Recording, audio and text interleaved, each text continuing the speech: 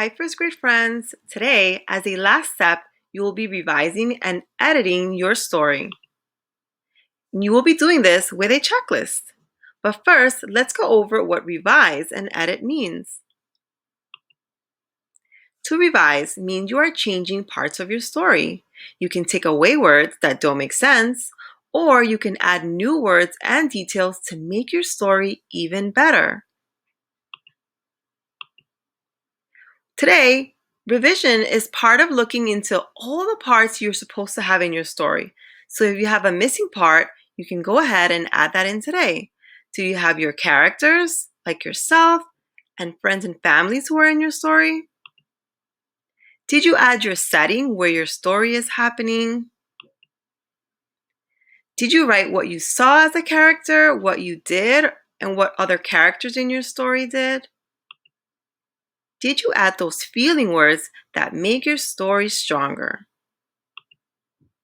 Did you add the word because to make your story even more stronger?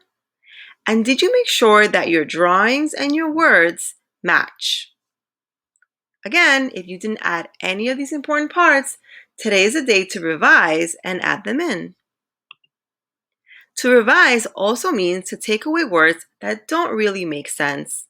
For example, the cupcake was small and little.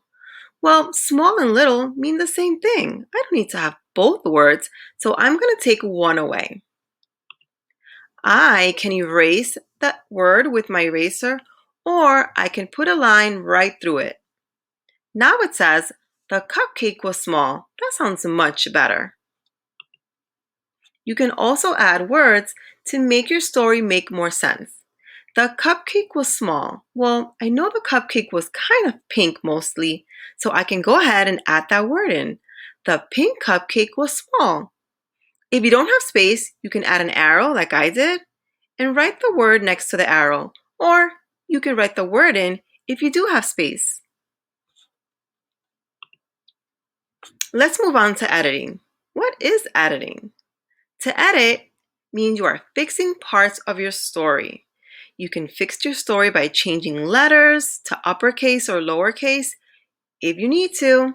It also means you are spacing your words, using your fingers, and checking for the right spelling with all the tools we learned to use.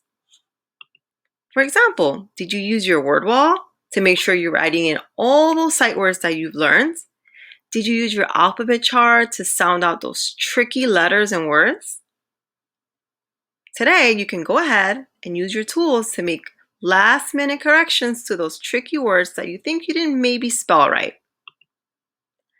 Did you space your words with your fingers? Leaving a finger space makes your words much neater and lets your reader know what you really wrote. For example, which one looks better? If you said the first one, no way, you can't really read that sentence. But the second one looks very spaced out and your reader can understand what you wrote. I like to play with my dog.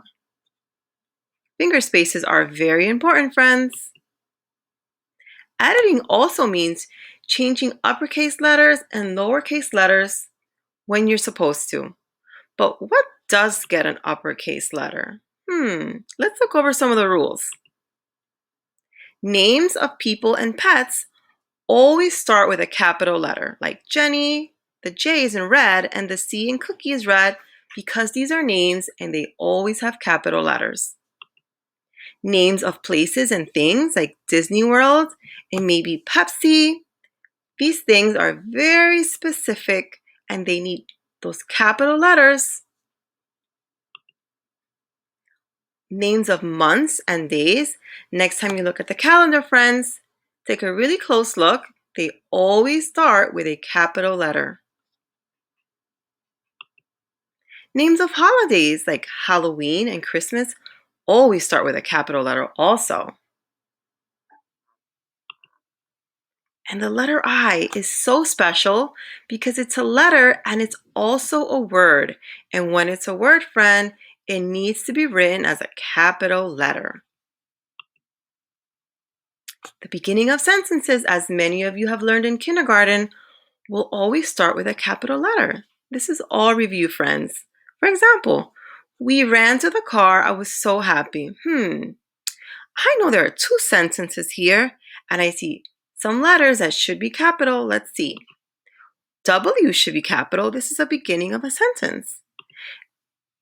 And I should also be capital because this is the start of a second sentence. And I know it's the start of a second sentence because I see a period mark. What else doesn't look right?